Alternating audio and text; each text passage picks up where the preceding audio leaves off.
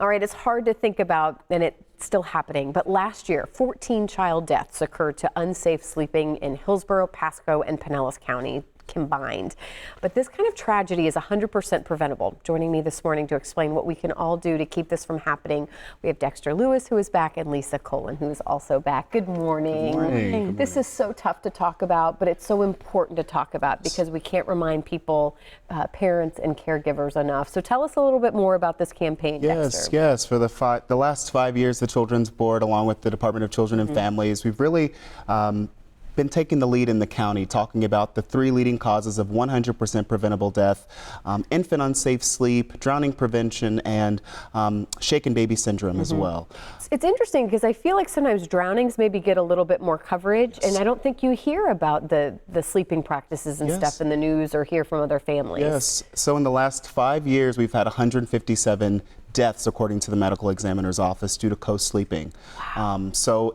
Yes, we are surrounded by water, but this is also another issue that we want to be sure that families are aware of.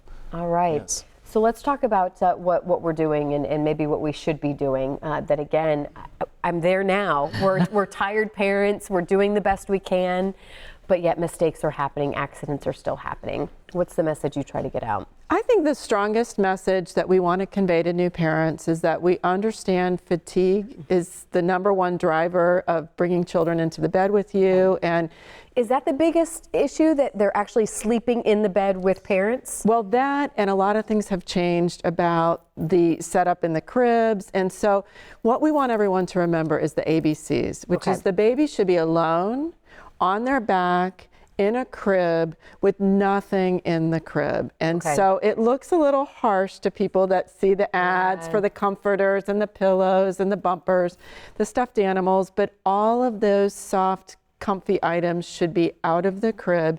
They really present a suffocation hazard to babies that are, especially newborns who can't move their face. Talk about age. I mean, what age are we talking about here? What's the most common, age for these accidents that are happening? Well, and it's a great question because we do get that a lot. From the time baby's born until they roll over on their own and even beyond, the way to put them down is on their back. Okay. And then let them be, if they start to roll over on their own at whatever age that is, which can be a different age for infants, and they all develop at a different time range. So whenever they start to roll over on their own, you're kind of out of the woods on controlling their positioning. You don't have to keep going back in and moving them. Okay. But because they can literally move their head. I mean, that's the idea, that they can. Right. Their necks are very weak. They don't have a lot of muscle control. So when they're first born, it's very dangerous to have them face down. They can't pick up their heads, and then they're breathing in carbon dioxide. And you really don't want them to get their face trapped against anything, even the sheet, even if they're alone. And we do get a lot of questions around the restlessness, because on the backs you see a lot of that reflex and startling. But there may actually be a protective factor in that startling. And so there's a reason for it. There is a reason for it. And so while babies do sleep deeper on their tummies, we need to remind parents that's not the goal. Very hard to look at a sleep-deprived mom and say, oh, deep sleep's not the goal right now. But this is a very short phase, and we want them to be safe. That is what I've learned on my third. This too shall pass.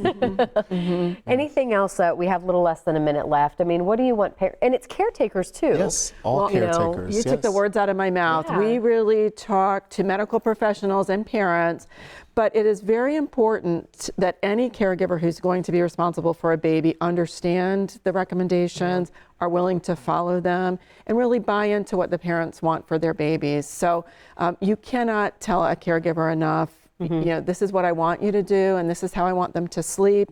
I know it may have changed, Grandma. And it has. No, it's true though. It has. How it used to be. I like to say we've changed our views on sunscreen, and so we can change our views on how children should sleep appropriately in the crib. Thank you both so much for being here this morning and getting this message out. I mean, we just can't tell you that enough because it's so important. If people want to find out more, I know there's a website you're steering people towards, and we just really appreciate your time, and we can't say it enough. Thank you. Thank you, Carson.